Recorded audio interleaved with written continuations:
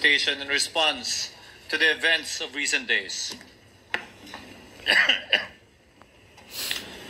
Ginoong Pangulo, meron po tayong kasabihan sa wikang Pilipino. Kapag nagturo ka ng daliri sa iba, may tatlong daliri na nakaturo palagi pabalik sa iyo. Tama. Ganda. Sa mga nakarang linggo, malinaw na nililihis ang galit ng taong bayan tungkol sa mga ghost at substandard flood control projects mula sa mga totoong may kasalanan patungo sa Senado at sa ilang mga miyembro nito. Tila pilit na ginagawang panakipbutas, ika nga at fall guy, at diversyon ang mga senador palayo sa Kamara at sa mga tunay na may sala. Klarong-klaro po ang script nito. Ipitin ang tatlong dating DPWH officials, pakantayin sa kanila, mema banggit lang na senador, habang pinagtatakpan ang mga congressman na tunay nakasabwat nila sa mga lugar na ginagalawan nila. Simple ang patunay dito. Kapanipaniwala ba na wala silang kinausap na kahit isang congressman nakaupo na totoong may hawak ng mga distrito sa lugar na ginalawan nila sa hinaba-haba ng testimonya nila dito o sa Kamara? Banggit sila ng banggit, name drop sila ng name drop ng pangalan ng senador. Maski na klaro naman kung inyong papakinggan na wala silang masabing direktang nakausap o binigyan ng anuman. Lahat ito para lamang ipako ang mga senador sa media at sa publiko at ilayo ang atensyon sa Kamara at mga congressman. Bakit nga ba? Dahil tila mas malaking isda, ika nga, mas mataas, mas kilala ang mga senador kumpara sa congressman? Umaasa sila na maiibsan ang galit ng tao sa kanilang mga anomalya ukol sa flood control at tuluyan na silang makakatakas mula sa anumang pananagutan. Isang tao lamang, Ginoong Pangulo, ang nasa likod ng script at sarswelang ito. Siya ang dahilan ng kaguluhan, pagkakaaway-away, pagkakawatak-watak na ngayon yumayanig sa ating bayan, maprotektahan lamang ang sarili niya. Ang pangalan niya ay matagal nang bulong-bulungan sa bawat sulok ng bansa, pero ngayon, unti-unti nang sinisigaw ng taong bayan.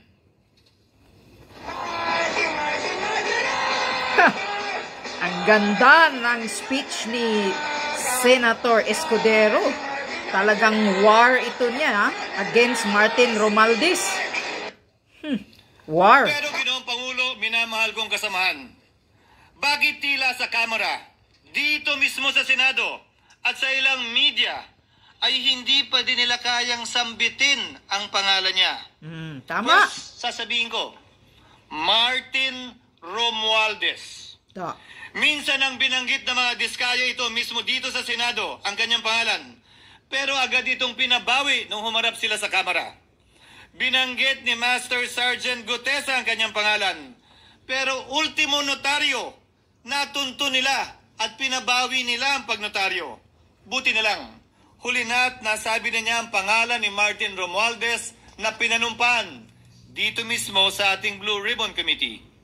Hindi ba't si Ginoong Gutesa hindi ba't si Sergeant Gutesa lamang ang bukod tanging testigo na walang kinalaman, hindi sangkot sa flood control issue, walang hininging immunity, deal o proteksyon kapalit ng kanyang pagtestigo? Siya ang kauna-unahang nagtestigo na personal na naghatid ng pera sa bahay mismo ni Martin Romualdez. No. Ang salaysay niya, Ginoong Pangulo, ay kumpirmasyon ng matagal nang isinisiwalat ni Congressman Chanco at Mayor Magalong kung sino ang ulo sa paglilimas sa kaban ng bayan na ating naririnig na rin. 13,803,693 with Congressman Saldico as proponent, For the record, ang binabanggit po nating Representative Elizalde Co, siya po yung chairman ng House Appropriations Committee. Wala kaduda-duda yan. Ito nga, hirap na hirap silang banggitin mo yung isa sa mga mastermind nila dyan, si Saldi ko, hirap na hirap na silang banggitin. May isa pang mas mataas sa kanya. Mastermind. Hindi naman gagalaw yun kung walang... Bas-bas. Siyempre, hindi naman gagalaw yun kung walang pahintulot yung mas mataas sa kanya. She's the House Speaker. Tama. Magalong. 3:30. Ginoong Pangulo, pahintulutan niyo po ako magkwento ng konti upang patotohanan ang mga salitang ito. Taong 2023 nung tinalaga si Ginoong Kiko Laurel bilang kalihim ng kagawaran na agrikultura. Bilang suporta sa kanyang mandato, tinanong ko noon ang isang simpleng katanungan sa budget process natin. Bakit mas malaki ang pondo ng flood control kesa sa agrikultura? Why is it that the budget for flood control is bigger than the budget of the Department of Agriculture or the agriculture sector as a whole? The fifth biggest allocation, not even a department, is flood control. And allocating a measly 31 billion for irrigation, for rice. Why? Pagkatapos po noon, tinulungan ko siyang bawasan ang flood control budget at idagdag sa 2024 budget ng Department of Agriculture. Aniya, tumawag daw sa kanya si Congressman Zaldico dahil pinapatanong daw ni Speaker Romualdez, bakit binawasan ang pondo ng flood control?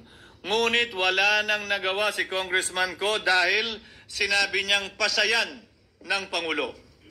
Nung termino ko rin po bilang Pangulo ng Senado, maraming beses po akong tinanong ni Pangulong Bongbong Marcos tungkol sa panukalang budget para sa 2025. Sinabi ko po sa kanya ang buo at tapat na katotohanan para malaman po niya ang tunay na larawan at sitwasyon ng pambansang budget para sa taong yon. Ito marahil, Ginoong Pangulo, minamahal kong kasamahan, ang isa sa mga dahilan kung bakit pinag-utos ng Pangulo ang pag-veto at pag-for late release o FLR at pag-hold ng malaking bahagi ng budget nila. Marahil, isa rin ito sa mga dahilan kung bakit ninais ng Pangulo na matanggal si Congressman Zaldico bilang chairman ng House Committee on Appropriations dahil sa mga inilahad ko at marahil na-discover din ng Pangulo kaugnay sa 2025 budget. Hindi malayo, Ginoong Pangulo, na naganap din ang mga ito noong 2023, 2024 at mga nauna pang budget. Tama. Kung saan napakaraming ghost at substandard projects ayon kay Secretary Vince Dizon at ayon mismo sa talumpati ng ating kasamahan na si Senator Ping Lacson. Ngunit marahil ay walang naglakas loob na sabihin ang katotohanan kay Pangulong Marcos o magsumbong sa kanya kaugnay sa ilang mga bagay na ito bago ako. Nais ko din pong kumpirmahin ang sinabi ni Congressman Toby Chanco na ang pag-file ng impeachment complaint laban kay Vice President Sara Duterte ginamit na paraan ni Speaker Romualdez para mag-release ng pondo nila na naka-FLR or for late release bago mag-eleksyon. Maski na alam po niya na hindi po ito kayang talakayin ng Senado hanggang sa Hunyo pa mula nung simula. Ulitin ko, ginamit ni Martin Romualdez ang FLR at ang pangalan ng Pangulong Marcos upang itulak ang kanilang unconstitutional na impeachment complaint. Sabi nila, pumirma kayo dahil kung hindi lalabas ang pondo nyo na naka-FLR bago mag-eleksyon. Subalit, Ginoong Pangulo, hindi ito umubra. Hindi ito umubra dahil tinanggihan ito ni PBBM. Sinabi niyang walang ganyang uri ng usapan at sinabi niyang hindi niya gagawin yon. Kaya't hanggang ngayon, nananatili pa rin for late release ang mga questionableng pondo nila. And that is why, Mr. President, distinguished colleagues, at the height of the impeachment controversy and amidst the passion of some sectors to remove the Vice President at all costs, I urged prudence and level-headedness because I knew that greed and not accountability was the reason behind it. In the end, Mr. President, the Supreme Court vindicated us. The Supreme Court vindicated us by saying, among others, quote, There is a right way to do the right thing at the right time. This is what the rule of just law means. Close quotations. Ginoong Pangulo, sinisi po sa akin ni Speaker Romualdez ang pagkakatanggal kay Congressman Zaldico. Sinisi po niya sa akin ang pag-FLR or for late release ng kanilang mga proyekto.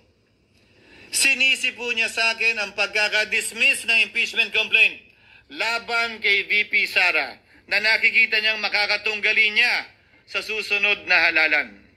Sinisi din niya po sa akin ang pagkakasira ng kanilang maitim na balakin sa 2025 budget na nagawa nila ng walang balakid na mga nagdaang taon.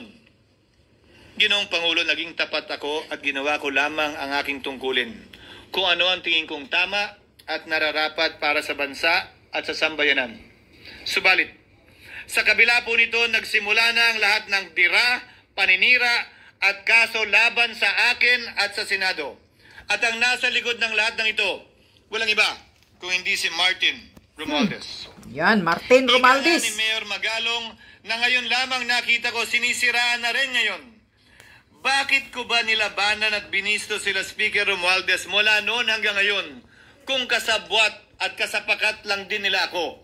Hindi ko po gagawin yun. Ang pinasangkig ng tennis court ang nasabing gusali sinimulang pinatayo noong ika-6 ng Oktubre taong 2022 at ang kontraktor ang St. Gerard Construction na pagmamayari ng mga diskaya na nasangkot ngayon sa mga manumalyang flood control projects. Dahil dito, kwenasyon ng ilan ang pagiging special advisor ni Mayor Benjamin Magalong sa ICI. Lalabanan ko ba yung anlalakas na yan, sila Speaker? Lalabanan ko ba yung mga mayayaman na yan? Kung ako'y bulok, I fought for what is right. Kabut Ano nga ba ang ginawa nila sa akin? Una, hinalungkat ang isyo ng campaign contribution na tinanggap ko mula sa isang individual na may-ari ng kumpanyang nakakuha ng kontrata sa gobyerno. Inipit niya ang budget ng COMELEC sa Kamara dahil dito at binusisi ang di umano kaso kong ito. Subalit, Ginoong Pangulo, tulad ng sinabi ko sa simula ng aking talumpati, kapag ka nagturo ka ng daliri kanino man, may 3 daliring nakaturo pabalik palagi sa iyo. Anong nangyari? Hindi ba't biglang may lumabas na ulat ng PCIJ na ang dami naman palang opisyal, hindi lang senador, mas mataas pa ang tumanggap din ng ganong uri ng kontribusyon noong 2022 elections? Ang tanong ko ay simple. Kung legal at walang mali sa ginawa nila, edi dapat legal din at tama ang ginawa ko. Pero bakit ako lang ang iniimbestigahan tungkol dito? Higit pa doon, Ginoong Pangulo, hindi ba tayon kay Mayor Magalong merong 67 na miyembro ng Kamara na kontraktor? Ito po ay mga miyembro ng Kamara na may construction firm na nakakuha ng kontrata sa gobyerno. Kung bawal talaga ito, ibig sabihin ba niyan, bawal na nilang gastusin ang sarili nilang pera para sa kanilang sariling kandidatura? Bakit hindi din binubusisi yun? Bakit hindi inaalam yun? Ako lang talaga? Pangalawa, inintriga ni Martin Romualdez ang dating liderato ng Senado dahil sa pagkakaupo at pagdinig ni Senator Marcoleta sa Blue Ribbon Committee dahil marahil sa pananaw niya ay hindi siya safe kay Marcoleta. Tama. Ngunit, Ginoong Pangulo, Yun din. sa hindi ang niya paningin ko. inaasahang pagkakataon, nung araw ding yun, nagsalita ang mga diskaya, pinangalanan ng 17 congressman na kasoso niya, kabilang ang pagbanggit na naman ng pangalan ni Martin Romualdez. Karamihan sa mga kawani ng DPWS na nabanggit sa itaas ay paulit-ulit na binabanggit ang delivery ng pera ay para sa kay Saldico na dapat at least 25%. Si Kong Marvin Rillo naman ay ilang beses na binabanggit ang pangalan ni Speaker Martin Romualdez bilang kanyang malapit na kaibigan. Karamihan sa mga Isa na naman po itong patunay, Ginoong Pangulo. Kapag ka nagturo ka ng daliri sa iba, may 3 daliring nakaturo pabalik sa'yo. Tama. Pangatlo, Ang galing ng sa speech pagdinig na ng to. Blue Ribbon Committee kung saan niname drop Tatamaan ako si ni Yusek Ting Lacson Bernardo, at si Soto. pagaman inamin niyang personal na mismo na hindi niya rekta kung nakausap o binigyan ng anuman. Bigla namang tumestigo si retired Master Sergeant Gutesa at muling pinangalanan si Martin Romualdez na hinahatiran daw niya ng pera sa mismong bahay nito. Ang bawat malita ay may lamang humigit kumulang 48 million pesos. Kalimitang dinadala sa bahay ni Congressman Saldico, ibababa lamang namin ay 35 malita para i-deliver sa bahay ni House Speaker Martin Romualdez. Gamit ang script niya sa pagturo sa akin, ayan na naman. May 3 daliring nakaturo palagi pabalik sa kanya tuwing ginagawa niya yan. Ulitin ko po for the record, Ginoong Pangulo, ang sinabi ni retired Master Sergeant Gutesa. 35 maleta ng pera na naglalaman na mahigit kumulang 48 milyong piso bawat isa o kulang-kulang 1.7 billion pesos sa isang delivery. Imagine. Ay di umano hinatid niya sa iba't ibang bahay, sa iba't ibang pagkakataon ni Bilyon, Martin Romualdez. Subalit, sa kabila ng lahat ng ito, hindi ba nakapagtataka? Bakit hindi sinasama si Martin Romualdez sa anumang investigasyon? DOJ man, NBI man, AMLAC man. No ako po'y pinuntahan. No ako po'y dumalo sa imbitasyon ng ICI bilang resource person. Binanggit ko at tinanong ko din ito sa kanila. Ganito ba katindi ang kapangyarihang hawak ni Martin Romualdez? Na bagaman hindi siya speaker, tila the name that cannot be mentioned pa din siya at nagagawa pa din niya ang nais niya kaugnay sa isang mapamiling hustisya o selective justice. Halimbawa, bakit ang daming kondisyon bago ipasok ang mga diskaya na nagpangalan sa maraming congressman sa witness protection? Pero pag si Alcantara, Hernandez at Bernardo, walang ganong kaparehong kondisyon. Igo ka, Bakit tamaan inilagad ka, ang freeze pinglakson. order di umano para sa asset ng mga name drop na senador? Pero maliban kay Congressman Zaldico na mukhang nilalaglag na nila, ni isang congressman walang request para sa freeze order. Pagdating naman kay Martin Romualdez na dineliveran ng bilyong piso sa bahay mismo niya, ang sabi ay, quote, "We will work on it lang." Bakit interesado ang lahat sa 6 na senador na idadawit di umano ni Bryce Hernandez na handang-handa tayong alamin sana kung sino-sino sila para mapagpiestahan natin sila? Pero nung sinabi ni Bryce na hindi pala senador, kung hindi kongresista lamang ang papangalanan niya, aba, biglang naglaho ng parang bula ang atensyon. Parang wala na nagtanong. Parang wala nang interes para alamin, sino-sino nga ba yung mga yan? Kung ako po yung tatanungin nyo, alam ko merong 6 na senador eh. May nagtatanong sa akin, bakit wala si Cheese?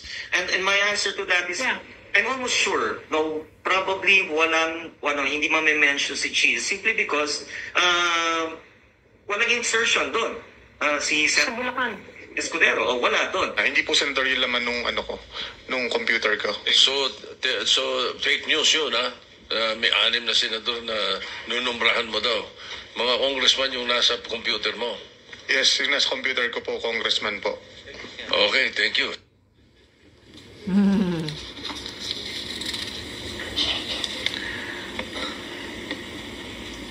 Tahimik, walang Nagkataon nagtanong. ba, Ginoong Pangulo, na ang mga nakaupong senador na dinidiinan sa ngayon ay ang dating Pangulo, dating pro tem, dating punong mayoriya ng Senado, na lahat nagkataon din lang ba na bumoto kontra sa depektibong impeachment ni Vice President Duterte o talagang tinumbok lang kami? In other words, Mr. President, are we truly for transparency and accountability, or are we merely offering a politically convenient sacrificial lamb in an attempt to appease the rage of the people? What is painful, Mr. President, is that along the way, reputations have been disparaged and tarnished. Innocent persons have been implicated, and the Senate is slowly but surely being destroyed. Correct. Nagkataon lang po ba Tungod. na ang lahat ng ito o ito'y sumusunod sa isang script direksyon at basbas ni Martin Romualdez. Tama. Sa kanyang script na naglalayong ilihis ang galit ng bayan mula sa kanya at sa mga kasabwat niya at ituro ito sa Senado at mga senador. Ginoong Pangulo, ang script at sarswelang ito ay di uubra dahil napakalayo po nito sa katotohanan. Napakasama sa panlasa at tinitiyak ko sa inyo, hindi po ito matatanggap at lulunukin ng sambayanang Pilipino. I've been in public service for 27 years. I've never been accused nor charged with corruption. This is the sterling record which they are trying to tear down, and I tell you, they will not succeed. I will defend myself, Mr. President, against these malicious and false allegations. In fact, I have already filed and will be filing necessary and appropriate charges against my accusers and prove them wrong. And with the help of the Almighty, I will be vindicated and declared innocent, I am sure.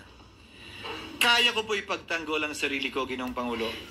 Ngunit, Ginoong Pangulo, sino po nagtatanggol sa ating institusyon? Tama. Kaya't ang aking tanging hiling po sana sa inyo, Ginoong Pangulo, at sa ating mga kasamahan sa Senado.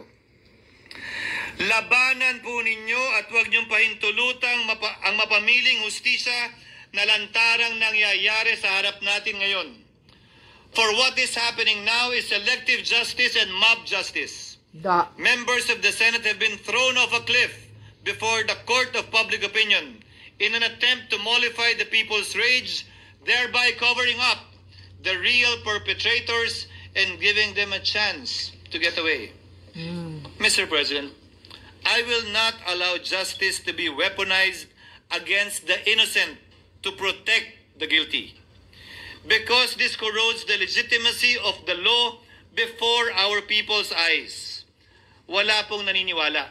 Bagkos lahat nagtatanong, bakit walang congressman na kasama sa investigasyon?